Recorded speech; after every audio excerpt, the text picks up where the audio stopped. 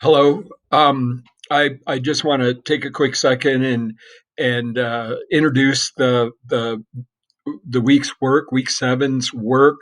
I've had a couple questions uh, regarding differentiating perfect competition from monopolistic competition. It is a little bit tricky, so I think I can help you out with it. I'm not going to go over the whole slideshow.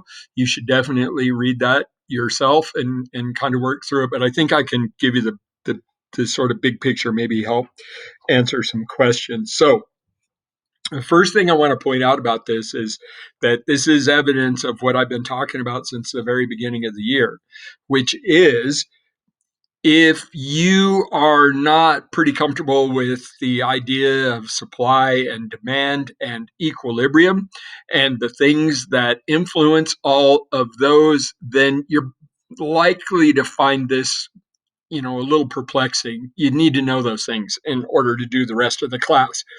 Um, but for those of you that are just getting that, this might actually help. It could solidify your understanding of those things pretty well, because really what we're talking about here is the market for various products, and the market is reflected by the supply and demand graphs that we've been looking at, and it is supply and demand that determine what's happening in the market. Okay, so all goes together, hand in glove.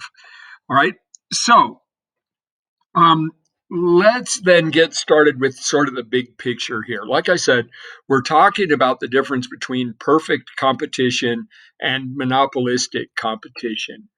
And in order to look at those things or to differentiate them, what we really have to do is look at what economists are talking about when they're trying to classify markets. Um, and there are a variety of different classifications we're going to be looking at, but really only the two this week that we have to worry about are pure perfect competition and monopolistic competition. All right. So when economists are looking at a market structure, they make judgments about it, looking first at the number of suppliers and buyers, whether buyers and sellers have any influence over price, competition between companies, the kinds of products and their similarities, and the relative ease or difficulty of businesses entering into the market. They look at all of those things and make a judgment about how a market works and what kind of a market it might be. And there are several, and they're important.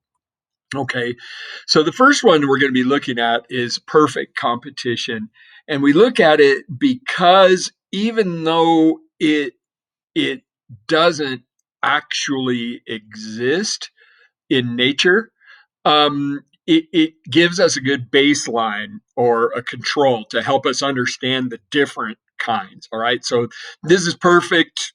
Nothing is actually perfect. So this is mostly just hypothetical, but it does help us understand what's really going on in different structures in the marketplace. All right. So let's take a look at what makes up perfect competition market.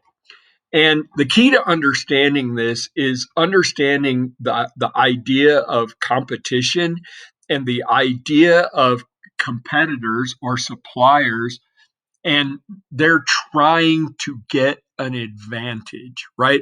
Ultimately, if you want to go into the marketplace, you're gonna come up with a product that's new and unique and different. You don't want to sell the same thing as everybody else. Um, you want a product that's new and different in some way. You want an advantage. Okay. It's like any other competition. You want an advantage. Well, in perfect competition or perfect competition market, no one has an advantage. Okay. um, there are a large or limitless number of buyers and sellers. So there are lots and lots of competitors. And remember, the more competitors there are, the harder it is for any one of them to have an advantage. Okay. So a large number of buyers and sellers makes the marketplace more competitive. Okay, each buyer and seller is acting independently of one another and of other buyers and sellers. So there's no collusion. And again, think about it in terms of competition. If you have groups of buyers or groups of sellers ganging up, they get an advantage. That's not happening here. In a perfect competition, everybody's acting in their own best interest independently of everybody else, competing with everybody else. Nobody has an advantage. This one is key. Number 3, buyers and sellers are dealing in identical products, absolutely the same in every way. No product differentiation. Okay, so one seller is selling the exact same thing as other sellers, and the the consumers are looking to purchase the exact same thing from whichever seller they choose to buy from. Okay, no differentiation at all. No brand names, no extra fancy features, no quality differences. Everything is just exactly the same, identical. Okay, and you're going to see why that's important in just a minute. Buyers and sellers are all well informed about products and prices so that they can seek the best deal possible.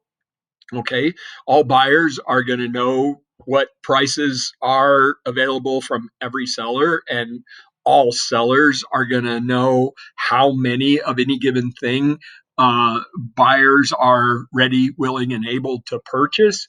Um, and so everybody knows, nobody has an advantage as far as information. And finally, all buyers and sellers are absolutely free to conduct their business, to get into their business, and to, if they want, get out of the business at any time that they want. Okay, if we change any of these things, we no longer have perfect competition. All right. And again, in the real world, there is no market in which all of these things actually exist. But we're going to be looking at different market structures by looking at the way these 5 things are not necessarily true. Perfect competition doesn't actually exist. Okay.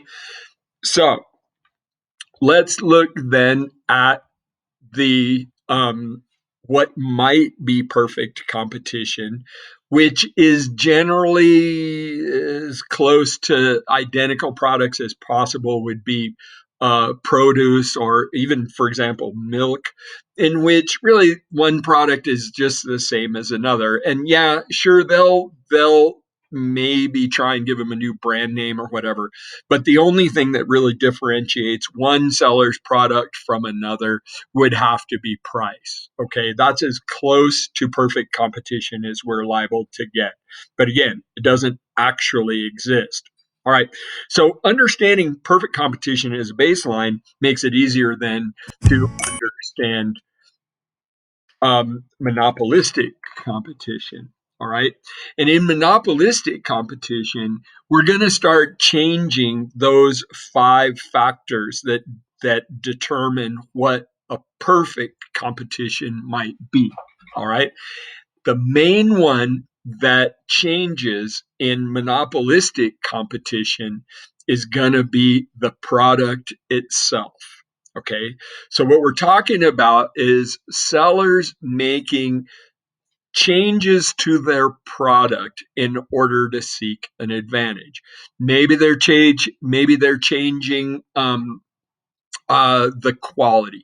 Maybe they're changing certain features.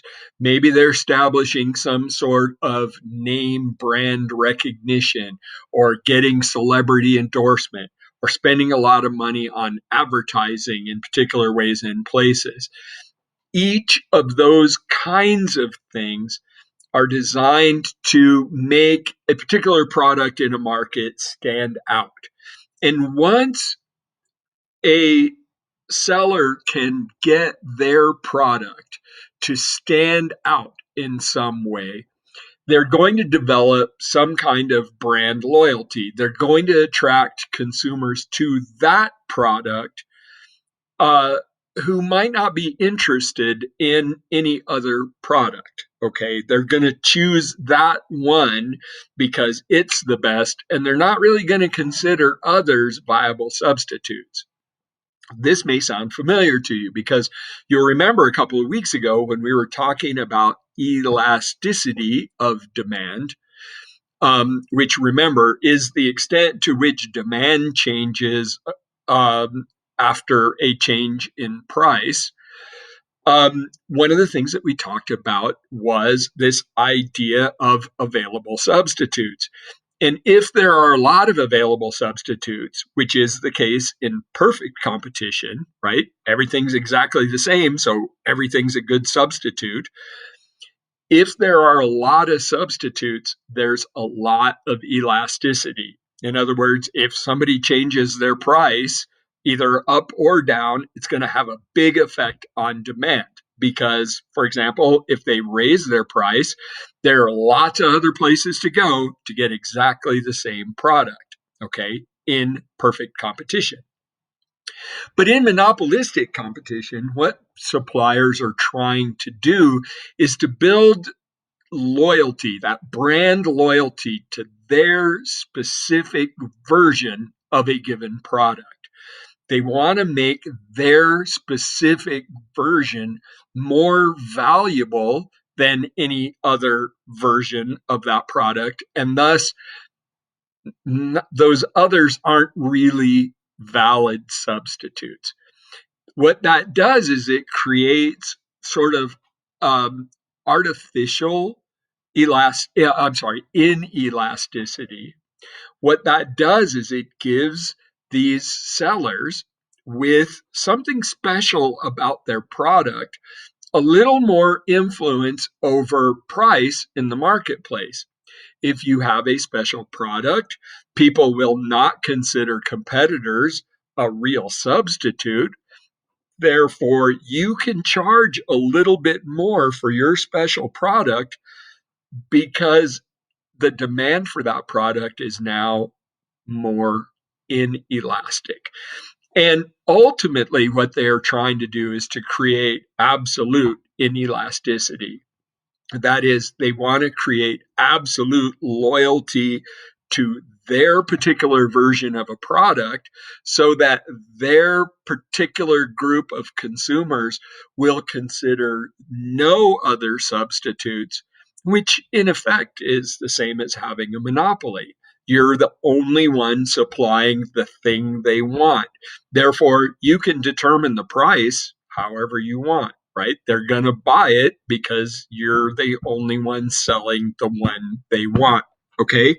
That's the way that monopolistic competition then works. What they're trying to do is to differentiate their product in some way that makes it so special that consumers won't want to buy any other version of the same thing. All right. And there's lots of ways that that sellers will differentiate their products. Okay, features, warranty, maybe better service, maybe more available, maybe better relationships with the customers themselves, maybe by developing the reputation, perhaps by using celebrity endorsements or something like that, and sometimes maybe even by price. There are products, for example, that are differentiated by being the discount brand, and people will buy them because, hey, it's cheap. They want the cheapest version of a particular thing. So sometimes the feature that a seller is trying to establish is just they're the best bargain. Okay. In any case, monopolistic competition is based on trying to keep a monopoly over a narrow group of consumers by making your product different, which then means no other version of that product would be a substitute. All right, creates inelasticity. All right, so my favorite example of this is shoes, athletic shoes. Sometimes, and it may not be you, but you may know somebody who's very, very passionate about the brand of athletic shoes they wear. They won't wear any other brand. And I've got a friend who's just like, he's a Puma guy. That's his thing. It's part of his identity. He has a lot of brand loyalty to Puma shoes. All right. And that's what he wears. And he won't consider Adidas and he won't consider Nike. There are no legitimate substitutes. And for that reason, Puma then has a monopoly on him and other people like him that won't consider anything besides Puma brand shoes. All right. And because they have a monopoly over him and other people like him that will only accept Puma brand shoes, they have a lot of influence over price and they can charge a freaking lot for Puma shoes. And for any of you that look for them, you'll see they can be kind of expensive. All right. And they're not necessarily better than those other brands, but the people who buy them are willing to pay more because they're loyal.